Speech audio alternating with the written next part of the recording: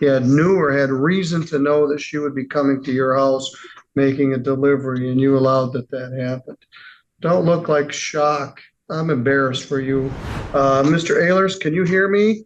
Yes, sir. All right. I've advised you both of the different requirements for small claims court. Ms. Potts is here with me at the court. You're here by Zoom.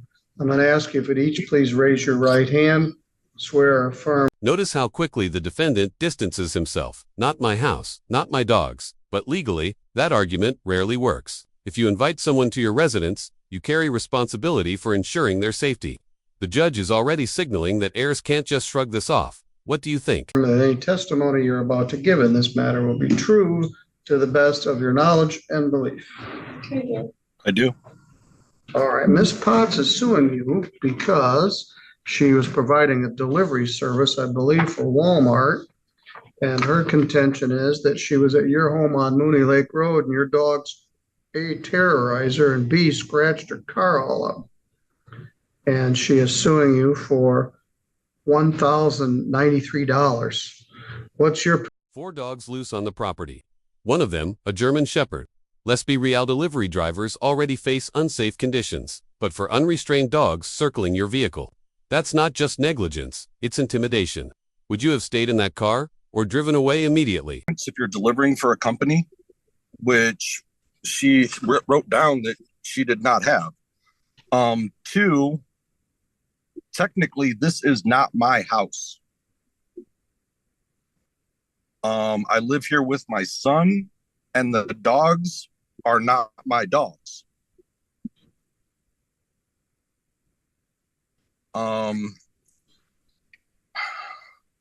That's pretty much my position.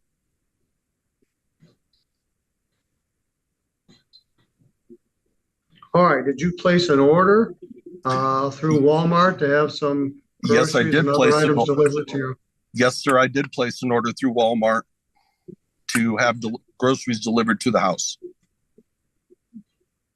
All right. Were you there when this incident occurred? I was actually out in the field putting the rototiller back together. Did you hear it? No, I did not.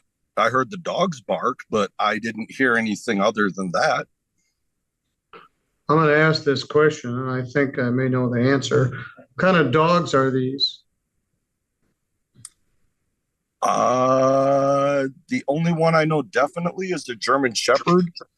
The other 3, I'm not sure what they are. So there are 4 dogs total? That were outside at that point, yes. Now it's Miss Pottett's turn. Pay attention, hereshes.com, methodical, and details everything step by step. She has receipts, app records, and even video evidence. Compare this to the defendant's vague, not my dog's excuse. Already, one side feels more credible. Let's listen. When this happened earlier this month in June, when you went out to this residence to deliver these groceries. Picture this. You're in a small compact car, and a huge dog leaps onto the roof, scratching glass and clawing at doors. That's not just property damage, that's fear for personal safety. This isn't only about $1,093. It's about whether delivery drivers should risk their lives for groceries. I go into the store and pick up the items that the client ordered. And then you immediately leave the store and the client is able to see my location and the app throughout the delivery. So from the store to the home. I send an update on my, when I leave the store, I can text the client within the app, and I sent a text just saying, I'm leaving the store now, I'm on my way with your delivery. And then when I get to the house, I also send another notification at that point saying, I'm here with your delivery. So if they have their phone on them, they know that I'm there.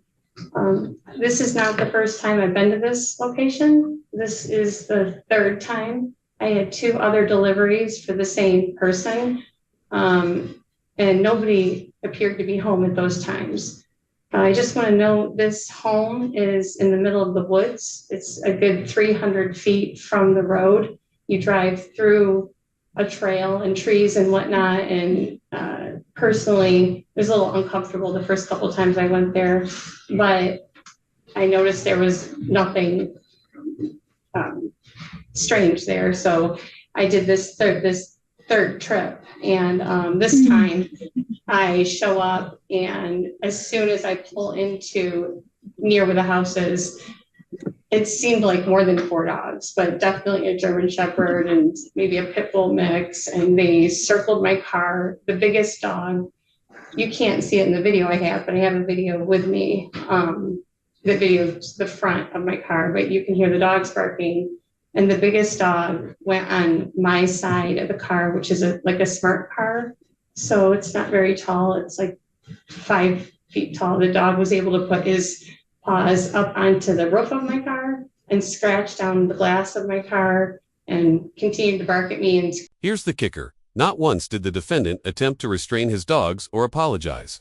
In court, failure to act responsibly can be just as damning as direct involvement. The silence and lack of remorse will likely weigh heavily in the judge's final ruling. my car, that just made him more mad. And this carried on for at least maybe a minute, maybe 60 seconds, long enough for me to say, I'm going to leave. Walmart has in their service agreement for us subcontractors that if we ever feel uncomfortable, we can just leave and take the items back to the store and then get paid for both trips. And so I was about to do that. So I started to back up, and then all of a sudden I looked off to my right, and I could see the defendant coming with another person, and they had more dogs with them. It seemed like they were all coming. They came up, and I just pointed to the trunk. I said, "You're going to have to get your things because I'm not getting out of the car." And so he opened up the trunk and got his. It was only like. Was it this gentleman? Yes, he opened up the trunk and took.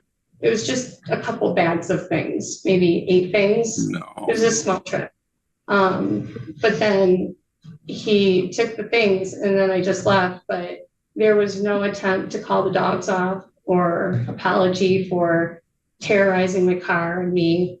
And so then. This is where it gets messy. Spark delivery drivers are required to carry insurance, but unlike Uber or Lyft, Spark doesn't cover its subcontractors. That leaves drivers like Ms. Poditz vulnerable. Her insurance won't pay, Spark won't pay, so she turns to the homeowner. Legally speaking, that's her strongest path. Team there, and they also made note on this this person in this location, because we're supposed to report when it's unsafe. And then I also called my auto insurance. We are required to have auto insurance when we're a Spark driver. However, Spark is not like Uber and the other delivery services. Spark does not have any insurance for its subcontractors. And so when I had rideshare set up for, it's called rideshare when you do these kinds of trips with my insurance, but rideshare acts as a secondary. So it'll only kick in as long as like the Spark has a primary. Well, how did you come up with this figure of $1,093? I provided the repair to both the court and the defendant. It was from the repair shop. They were going to have to fix the scratches and repaint the door. Has the repair actually been done? No. Did you catch that? Earlier, Ayers implied he wasn't even present, but now suddenly he admits he was indeed there when she left. This contradiction undercuts his credibility. If he can't keep his story straight, how will the judge believe his defense? I claimed homeowner negligence. All right. How long is your video? It's like 50 seconds. All right, let's take a look. I don't know that he'll be able to see it, but I would like to be able to see it. yes, we'll see if we can let you see it. Then you can come up here to the courthouse. We can reschedule this so you can come here live and in person, but we'll see if we can get it on the camera so you can see it. Your Honor, Yes. by the time I came out of the field and made my way up here, she was already turning around to leave. My son's other half, boyfriend or whatever you want to call it, had my groceries in his hand. I hadn't even made it up here by the time she was backing out to leave. Video doesn't lie. The dogs can be heard. The fear in her voice is obvious. Courts love evidence like this because it cuts through the he said, she said. What's your take? Does the footage seal the case? Or should responsibility still be questioned? Working on the tiller. Yes, When and I I came, said, when I came up here, when I had made it up here, he had the groceries in hand, said that she was very upset about the situation. well, I don't blame her a bit. Well, I don't either, but Well, let's take a look at this video. How do I do it? Just hit. And there it is. The judge makes it crystal clear. Ordering delivery means you invited someone to your home. With that comes responsibility. Even if the dogs weren't technically his, the property wasn't safe. The law doesn't bend for excuses, it demands accountability. Hey, look off my car. I understand that.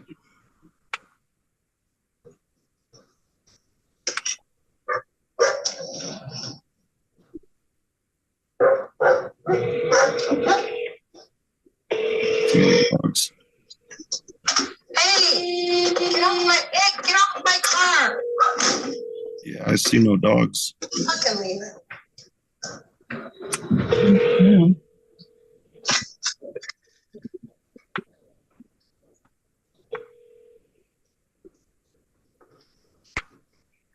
That's enough. You can. Yeah. All right. Heaven forbid if well, probably no one would get out of their car. If a census taker or a UPS driver or someone that had lawful business at your house was there, that would be frightening. All right. You owe her the money. You invited her to your home. You made an order. You brought her to your home. If you think your son's dogs did it, sue him or his insurance carrier. But I don't find that you lack responsibility for this. You summoned her there. She came. You did not have the property in a safe and secure. Miss Pottitz wins, heirs pays. Simple as that. Invite someone to your home. You're responsible for their safety. Fair ruling, or too harsh? Drop your thoughts below, and don't forget to like, share, and subscribe for more dramatic courtroom breakdowns. Car, $66.25. That's due within 30 days. Even though they're not my dogs. Yes, you invited her there. It's your residence. And you allowed that circumstance to take place. You knew or had reason to know that she would be coming to your house making a delivery, and you allowed that happened. Don't look like shock. I'm embarrassed for you. Yeah, you owe her $1,159.25. You have 30 days to pay it, or she can subpoena you with a discovery subpoena and garnish your wages or otherwise seize property to pay this. You may want to turn it into your homeowner's insurance, but you owe the money. You invited her there. Your animals or the animals there, your residents caused this damage. All right. Good luck, sir, and have a good rest of the day. This isn't just a grocery delivery. It's a nightmare for dogs, a terrified driver, and a scratched-up car. Miss Pottitz wants $1,093 in damages. Mr. Ayers says it's not his house, not his dogs, but the judge, he's not buying excuses. Let's dive in. Thank you. All right, Ms. Potts, if you go out, we'll give you a copy of that. This is just supposed to be another checker. He is. I would hold my breath, but he might. If he doesn't, then you come back here and ask what's called a discovery subpoena, and that compels him to come to court. Of course, there were pit bulls there. All right. I since left that job just so you, because of this incident. All right. Well, that would certainly induce me to not want to do that sort of thing. All right. We're working our way through here.